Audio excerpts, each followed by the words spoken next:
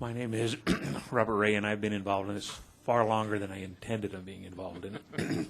I got involved when an elderly neighbor came to me, and he was concerned about the cost of what was the initial proposal from Deschutes County, the local rule.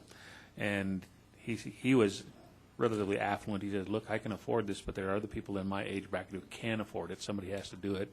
And he wanted me to do it, so here I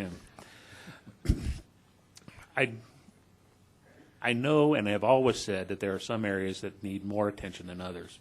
And I think that the one-size-fits-all scenario was inappropriate. I think that they should have planned for the entire county. I think that there should have been a master plan on how to address the entire county than just that one-size-fits-all. I don't think that was effective or intelligent. And I realize that their hands are hampered by state goals and state goal planning, but I think that had they looked at it and started looking at a Goal 11 exception for the entire area to really solve this problem, not just nitrates, because nitrates really don't seem to have the danger that we were originally led to believe. The State Department of Health was unable to show any recent or contemporary studies where blue baby syndrome has shown up.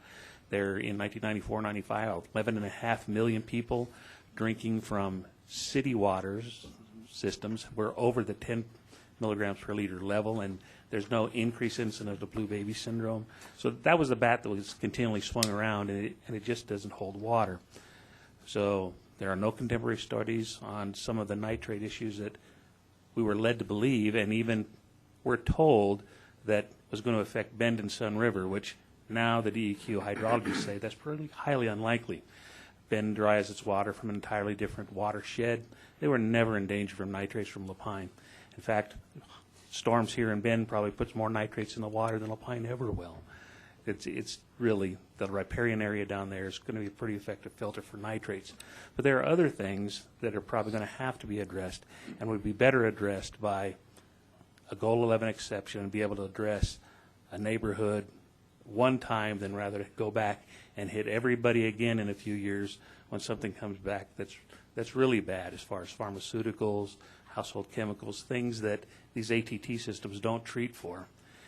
So I liken it to if I had a fire in my yard and it spread to my neighbor's yard, I want to be a good steward. I'd be responsible for that damage that happened above ground, and the same thing is happening below ground. And I don't want to contaminate my neighbor or anybody farther down, so I realize that we have to do something, but the ATT systems don't go far enough in some cases to address these things.